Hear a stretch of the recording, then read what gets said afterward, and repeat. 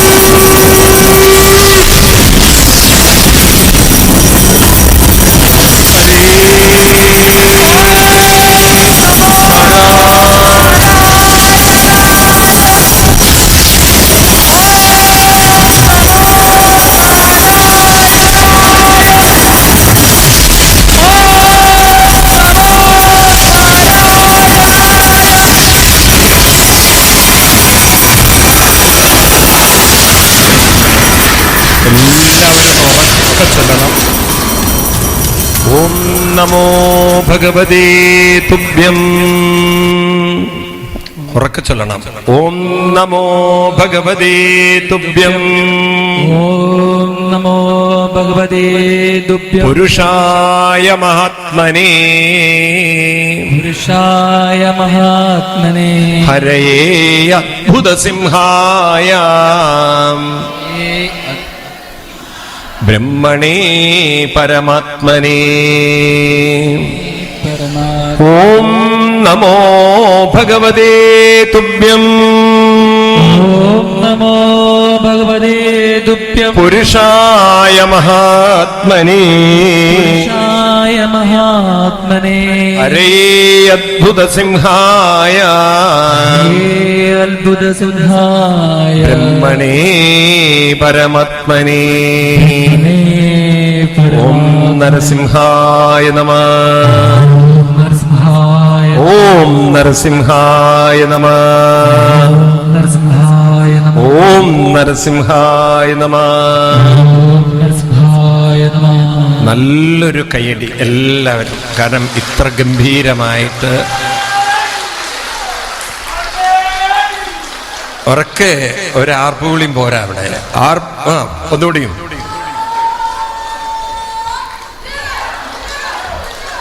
ഇത്രയും ഗംഭീരമായിട്ട് അമ്മയുടെ തിരുസന്നിധിയില് ഇവിടെ നരസിംഹാവതാരം ഇത്ര ഗംഭീരാവും നിങ്ങൾ വിചാരിച്ചിട്ടില്ലല്ലോ. നല്ലൊരു കയ്യടി. നമുക്ക് അതിനുവേണ്ടി വന്ന കലാകാരന്മാര് ഓർഗനൈസ് ചെയ്ത ശ്രീ നരേന്ദ്രൻജി അനവധി തവണ നമ്മുടെ കൂടെ വേദിയിൽ വന്നിരുന്നു. ഈ കലാരൂപം ഇങ്ങനെ ആവിഷ്കരിക്കാറില്ല. പിന്നെ ഭാഗവതമായതുകൊണ്ട് ശ്രീ നരേന്ദ്രൻജിക്ക് നല്ലൊരു കയ്യടി കൊടുക്കണം. ഇത് അദ്ദേഹം ശ്രീ കൊച്ചാനാശൻ ഹരിപ്പാട്, അതുപോലെ ശ്രീ ബാലകൃഷ്ണൻജി, പിന്നീട് കൊച്ചുകുട്ടിയുടെ ഈ നാട്ടിലുള്ള അഭിഷേക് അല്ലേ, വിനോദ്. കയ്യടി, നല്ല കയ്യടി, നല്ല കയ്യടി. ശ്യാമസുന്ദര ശ്യാമസുന്ദര ശ്യാമസുന്ദര ഭുവന സുന്ദര ശ്യാമസുന്ദര ശ്യാമസുന്ദര ശ്യാമസുന്ദര ഭുവന സുന്ദര ശ്യാമസുന്ദര ശ്യാമസുന്ദര ശ്യാമസുന്ദര ഭുവന സുന്ദര ശ്യാമസുന്ദര ശ്യാമസുന്ദര ശ്യാമസുന്ദര ഭുവന സുന്ദര. നന്ദകിശോര നന്ദഗോപാല വന്ദിതരൂപ വൃന്ദാവന ബാല ഇന്ദ്രപൂജിത ചന്ദ്രവംശജ ആടിവാ കണ്ണ കളിയാടിവാ കണ്ണ ശ്യാമസുന്ദര ശ്യാമസുന്ദര ശ്യാമസുന്ദര ഭുവന സുന്ദര ശ്യാമസുന്ദര ശ്യാമസുന്ദര ശ്യാമസുന്ദര ഭുവന സുന്ദര.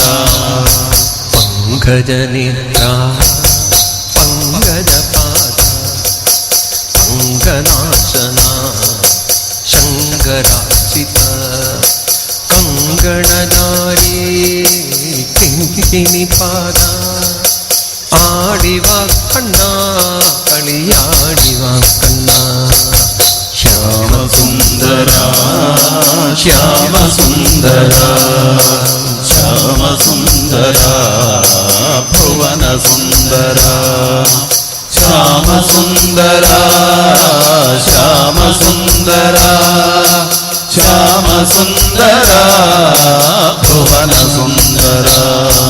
ശ്രീവത്സാങ്കിത ശ്രീപ്രദായക ശ്രീധരകാന്ത ശ്രീധരരൂപ ഗോപകുമാര ഗോപികാന്ത ആടിവാ കണ്ണ കളിയാടിവാ കണ്ണ ശ്യാമസുന്ദര ശ്യാമസുന്ദര ശ്യാമസുന്ദര ഭുവനസുന്ദര ശ്യാമസുന്ദര ശ്യാമസുന്ദര ശ്യാമസുന്ദര ഭുവനസുന്ദര വേണുഗോപാല വേദവർണ്ണിത പവനപുരേശ പങ്കജാക്ഷിത മാനസചോര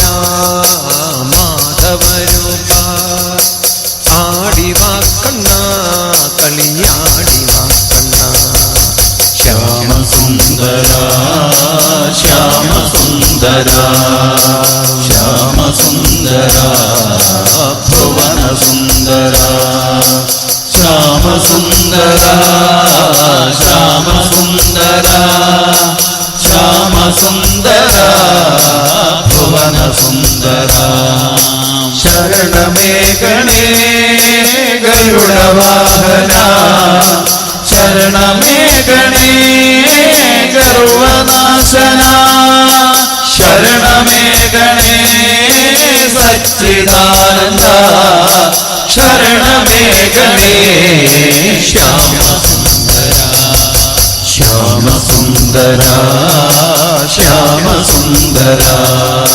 ശ്യാമസുന്ദര ഭുവനസുന്ദര ശ്യാമസുന്ദര ശ്യാമസുന്ദര ശ്യാമസുന്ദര ഭുവനസുന്ദര ശ്യാമസുന്ദര ശ്യാമസുന്ദര ശ്യാമസുന്ദര ഭുവനസുന്ദര ശ്യാമസുന്ദര ശ്യാമസുന്ദര ശ്യാമസുന്ദര ഭുവനസുന്ദര ശ്യാമസുന്ദര ഭുവനസുന്ദര ശ്യാമസുന്ദര ഭുവനസുന്ദര ശ്യാമസുന്ദര ഭുവനസുന്ദര ശ്യാമസുന്ദര ഭുവനസുന്ദര ശ്യാമസുന്ദര ഭുവനസുന്ദര രാധാരമണ മുകുന്ദ മുരാരി ശരണം മേ തവ ചരണയുഗം വനപുരേശ രാധാകൃഷ്ണ ശരണം മേ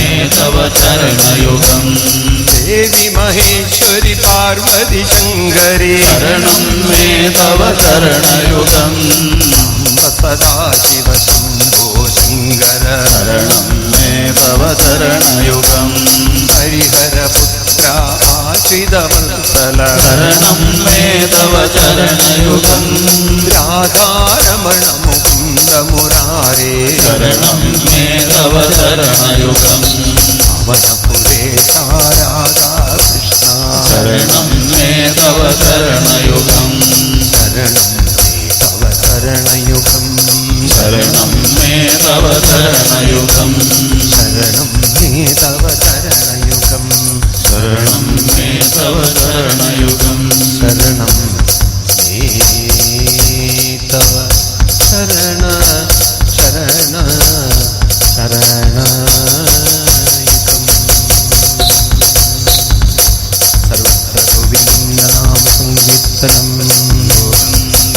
യോഗീന്ദ്രാണാം ത്വദങ്കേഷധിക സുമധുരം മുക്തിഭാജാം നിവാസോ ഭക്താനാം കാമവർഷ തുതരുകിസലയം നാദത്തെ പാദമൂലം നിത്യം ചിത്തസ്ഥിതം മേ പവനപുരപദേ കൃഷ്ണ